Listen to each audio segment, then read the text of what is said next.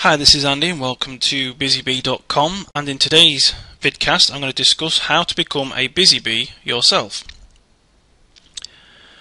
Okay, to be successful in business takes work. Now before you panic and start shouting at me all those great quotes about working smart and not hard, let me just say I said work and not hard work. That work can be hard and or smart, but importantly you have to know that whatever it is that you want to achieve in life, then you're going to have to put some work in. I get so annoyed at people who complain that they never get any breaks in life, or that they have no money to play with, or that life is simply crap for them.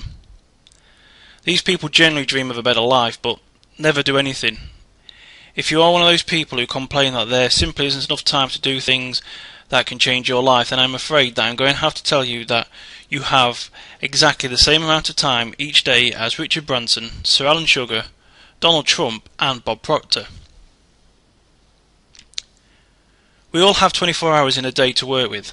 Now I appreciate we have different circumstances in life and energy levels. Some of you might have family and children, and some of you might be single with no attachments. Some of you might be athletes with a lot of energy who can work effectively on only 5 hours sleep, and some of you might be unfortunate to have something like ME, which saps you of energy and means you could be in bed more than the average person. Now, I have first-hand experience of this with someone very close in my life who has ME, and it is not a very nice thing. We are different, we cannot get away from that fact. But what if your energy levels were low because you ate rubbish food? Wouldn't it pay you to eat better foods so that you were in a better mind and body, which would mean you could get more work done that could change your life? So putting that aside, let's look at other fundamental things in your lives that could be holding you back from becoming more successful. As I said earlier, we all have the same 24 hours a day to play with. It is often down to what you do with the time that gets you your positive or negative results. So you want to make more money each month, and you have a great idea how, but it means that you need to spend at least 10 hours on the project each week. Where do you find that extra 10 hours? You could have a day job that robs you of 12 hours of the day and then you get home to the family. You could be working for 8 hours, then go and spend 2 hours at the gym, 1 hour for the workout, and then an hour getting showered and travelling, etc. You might be single and doing 10-hour shifts, who then loves to go out and socialise most nights and weekends. It can be easy to clock up how many hours you are busy and show how little time you actually have spare.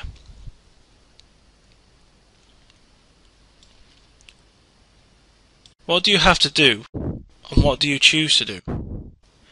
Get a notepad and create 2 columns. At the top of one column write things I have to do, and at the top of the other column write things I choose to do. Now fill in both columns and be honest here. Do not go adapting times to suit your opinions, as you are only fooling yourself. In the column things I have to do, write down things like your day job, your family commitments and household chores, and how much time is spent doing them. You could do this for the day or for the week, it's up to you. As for the column things I choose to do, write down things like watching TV, visiting friends, going out, etc., and how many hours you spend doing it.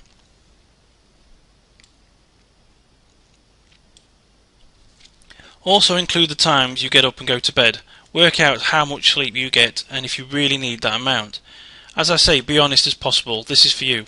You're only fooling yourself, and if you are not honest, it doesn't really matter to me.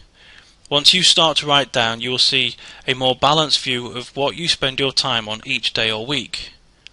If you want an extra 10 hours a day and are finding it hard to work out where you will find it, you could soon start to see that you spend a lot of time doing things that really do not benefit you at all. For example, you may find that you have fallen into the habit of watching TV soaps like Coronation Street, Emmerdale and EastEnders, which are popular here in the UK, with your better half. Now she might not even be bothered whether she watches them with or without you.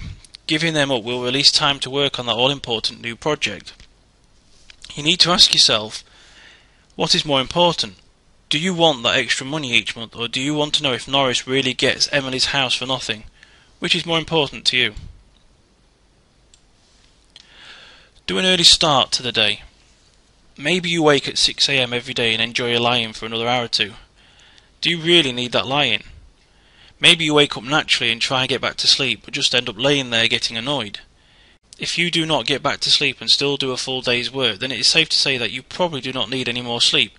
So why not get up and go to your laptop and do an hour or two of writing, or whatever it is that you need to do. Bob Proctor used to get up an hour early each day to write his book, You Were Born Rich. That extra hour a day meant he could write between 1,000 and 2,000 new words, which over a short period of time resulted in him having a whole new book to sell or give away, which greatly benefited his business and his life. Utilise a wasted evening. It could be that you go to bed and watch repeats of Family Guy and American Dad every night on BBC Three like I used to. That is roughly 2 hours each night. You might really love it. I mean, I did. But do you love the feeling you have every month when you are struggling to pay the bills, or when you realise you have no money left to spend once all of the bills are paid? What do you have to spend your money on? If money is an issue and you are finding that you have very little money to invest on things like WordPress themes, website hosting, or getting written work done, then go back to your notepad again and do another 2 columns, but this time, instead of focusing on time, you should focus on money. Compare the money you have to spend on things like bills, food and family with the money you choose to spend on things like takeaway food, cigarettes and alcohol. You could be amazed at how much money you waste on non-essential things that could prevent you going forward with your new business venture. You'd be right if you are beginning to see another fundamental rule in this post, and that is planning. When you spend time doing your time and money comparisons, you will see that you are in fact not planning your time and money as effectively as you could. So now you can see that you have spare money and time to do the work, and that you have several time slots when you can focus on your new project. Planning your time effectively is important. You need to have a list and a schedule of when you will do certain tasks and what you will spend your money on and in what order. Get a large hard-backed notebook. I personally prefer one that has a ring binder so you can flip the cover right over, and write down what tasks need doing and in an order of priorities. Then assign each task to a time slot that you know you have. Pinch time out of an empty weekend. Today I knew that my other half was going out to the garden centre with her parents. Now for me it isn't my favourite pastime and there is no need for me to go with them, so I knew I had several hours spare. So what did I do? I used the time to work on a few posts, including this one. I have a few projects that I am working on, but I knew these posts needed doing over others, and so they became the priority. I could go into town and have a few cheeky beers, or I could stick the TV on and get lost in some sci-fi adventure which I would really love, but I need these posts written, so that is what I chose to spend my time doing. It's not really that hard, as I often stick music on as I write, as long as it isn't too distracting. It is really enjoyable, so not only am I having fun, I know it's all going towards a better future outcome.